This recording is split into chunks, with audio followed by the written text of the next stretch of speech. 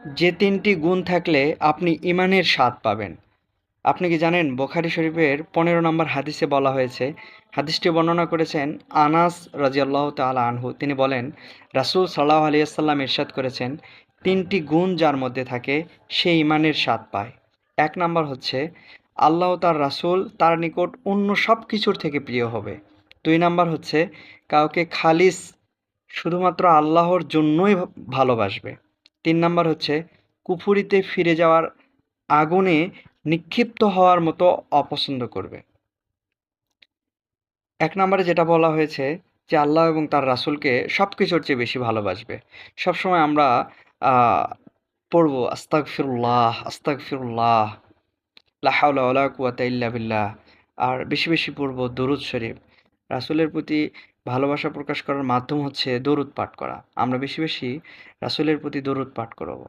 সংক্ষিপ্ত দরুদ পড়ি, পূর্ণ দরুদ পড়ি, কিন্তু আমরা বেশিরভাগ সময়ে দরুদ পাঠ করার চেষ্টা করব।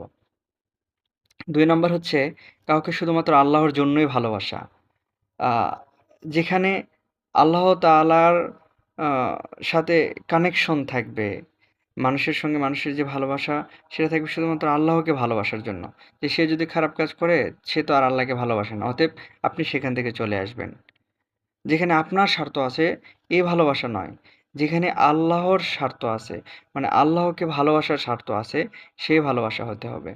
আর ৩ নাম্বার হচ্ছে কুফরিতে ফিরে যাওয়া। এমন কোনো কুফরি করা, এটাকে ভয় পেতে হবে, আগুনে নিক্ষিপ্ত হওয়ার মতো অপছন্দ করতে হবে। আমরা কি কেউ চায় আগুনে নিক্ষিপ্ত হই?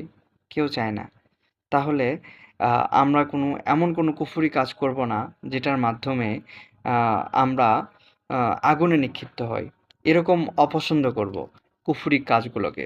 আসুন এই ৩টি কাজের মাধ্যমে আমরা আমাদের ঈমানের স্বাদ গ্রহণ করি। আল্লাহ আমাদেরকে ঈমানের স্বাদ গ্রহণ করার তৌফিক দান করুন। সকলে বলি আল্লাহুম্মা আমিন। হাদিসটি শেয়ার করে দিন আপনার সেই বন্ধুকে যার ভিতরে এই ৩টি গুণ আপনি দেখতে চান। আপনার সেই বন্ধুকে শেয়ার করে দিন যাকে শুধু আপনি আল্লাহর জন্যই ভালোবাসেন।